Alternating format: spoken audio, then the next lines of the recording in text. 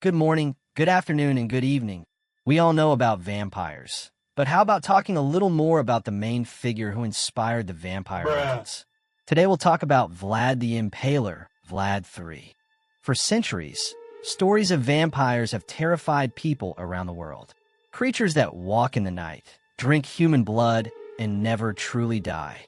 From movies to books and television, the vampire has become one of the most famous monsters in human history. But what if the legend didn't begin as pure fiction? What if the stories of vampires were inspired by real people whose lives were so brutal and disturbing that they sounded supernatural?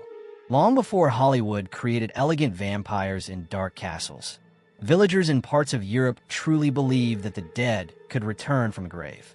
They believed that certain individuals were cursed, capable of spreading disease, draining life, and haunting the living even after death. And in the middle of those fears lived a man whose name would become forever connected with the vampire myth. A ruler whose cruelty shocked even the violent world of medieval Europe.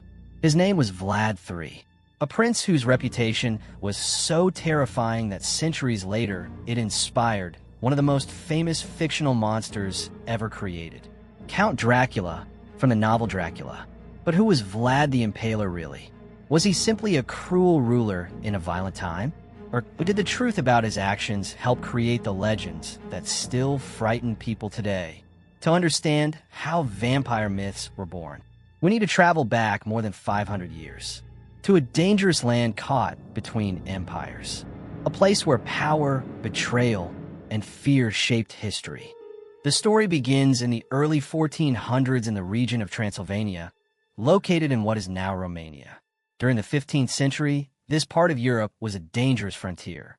Powerful kingdoms surrounded the area, and constant wars threatened its rulers. Nearby, the expanding Ottoman Empire was pushing deeper into Europe. In the middle of this political chaos stood a small principality called Wallachia. Wallachia was strategically important. It acted as a buffer zone between the Ottoman Empire and the Christian kingdoms of Europe. Ruling this territory required strength, strategy, and sometimes ruthless decisions.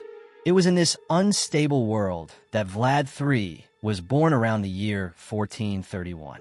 But even before Vlad became famous, his family already carried a powerful name. His father, Vlad II Dracula, belonged to a secretive chivalric organization known as the Order of the Dragon. The order had been created to defend Christian Europe against the Ottomans.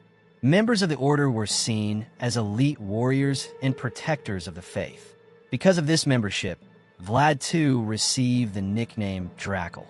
In the language of the region, the word could mean dragon or sometimes devil, and his son would become known as Dracula, literally meaning the son of Dracula. At the time, no one could imagine that centuries later this name would become one of the most famous in horror history. Vlad's childhood was anything but normal. As part of a political agreement, Vlad and his younger brother were sent to live under the control of the Ottoman Empire. They were essentially hostages. The arrangement was meant to guarantee that their father would remain loyal. Growing up in a foreign court, surrounded by political enemies, shaped Vlad's personality in powerful ways.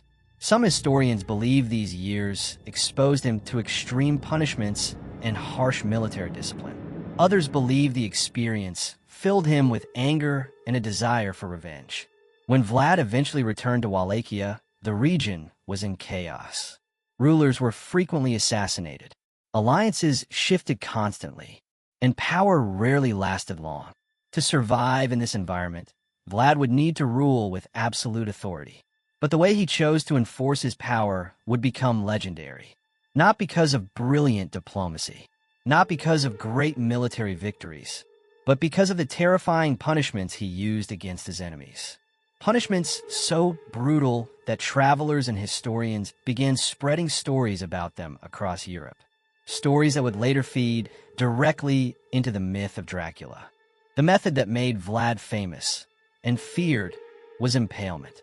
This execution method involved placing a large wooden stake through the victim's body and raising it upright. The victim would die slowly, sometimes taking hours or even days. The suffering was extreme. and Vlad used this punishment often, so often that he earned the nickname Vlad the Impaler. Historical accounts suggest that thousands of people may have been executed this way during his rule. Criminals, prisoners, enemy soldiers, even political rivals. In some cases, entire groups of captured enemies were impaled at once. Travelers reported seeing what looked like fields of wooden stakes covered with bodies outside cities. These displays were meant to send a clear message. Anyone who challenged Vlad's authority would face a horrifying fate. One famous story claims that when an invading army approached Wallachia, they discovered thousands of impaled soldiers left as a warning. The sight was so disturbing that it reportedly forced the army to retreat.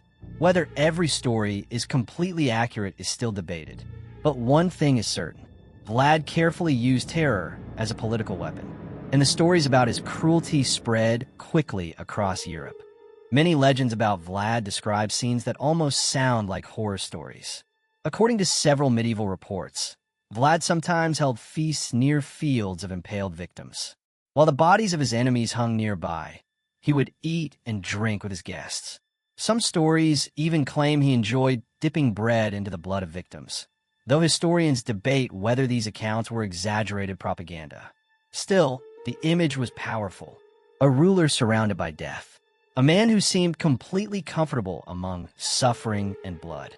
These descriptions helped transform Vlad's reputation from that of a harsh ruler into something almost monstrous. Travelers carried these stories across Europe. Writers included them in pamphlets and chronicles. And over time, Vlad's image became darker and more mythical. To many people who heard the stories, he sounded less like a human ruler and more like a creature from nightmare, a figure associated with death, blood, and fear. Centuries later, this terrifying reputation would catch the attention of a writer looking for inspiration. In the late 1800s, an Irish writer named Bram Stoker began researching folklore and legends from Eastern Europe. He was fascinated by stories about supernatural creatures that drank blood. While searching for a name for his fictional villain, Stoker discovered references to Vlad III. The name Dracula immediately caught his attention. It sounded mysterious, powerful, and frightening.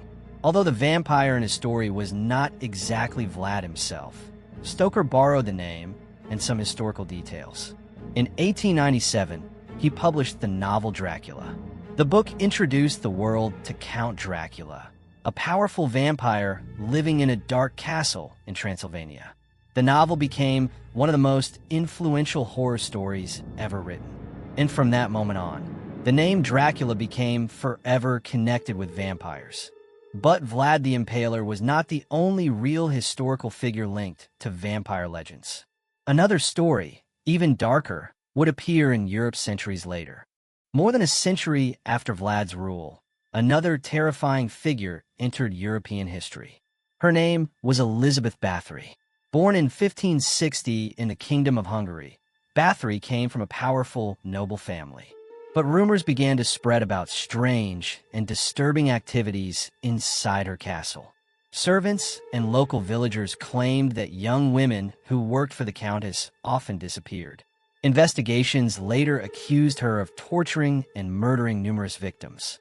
Some legends claimed she believed bathing in blood would preserve her youth. While historians debate how much of the story is true, the rumors were powerful enough to cement her reputation as one of the most terrifying figures in European folklore. Because of these stories, Bathory eventually became known as the Blood Countess. And like Vlad before her, her reputation helped strengthen the dark legends that surrounded vampires. Over time, the vampire myth grew stronger. Folklore, superstition, and real historical figures blended together. In many villages across Eastern Europe, people believed that certain bodies could return from the grave. If someone died suddenly or mysteriously, villagers sometimes dug up the body to check for signs of vampirism. Garlic, wooden stakes, and other protective rituals became part of local traditions. Fear spread through communities, and stories about creatures that drank blood became deeply rooted in culture. But behind many of those legends were real historical events. Cruel rulers, violent punishments, strange diseases that people did not yet understand. Together, these elements helped shape the vampire myth. And at the center of it all remained one name that history would never forget. Dracula, not just a fictional monster, but a legend partly born from the terrifying reputation of a real man.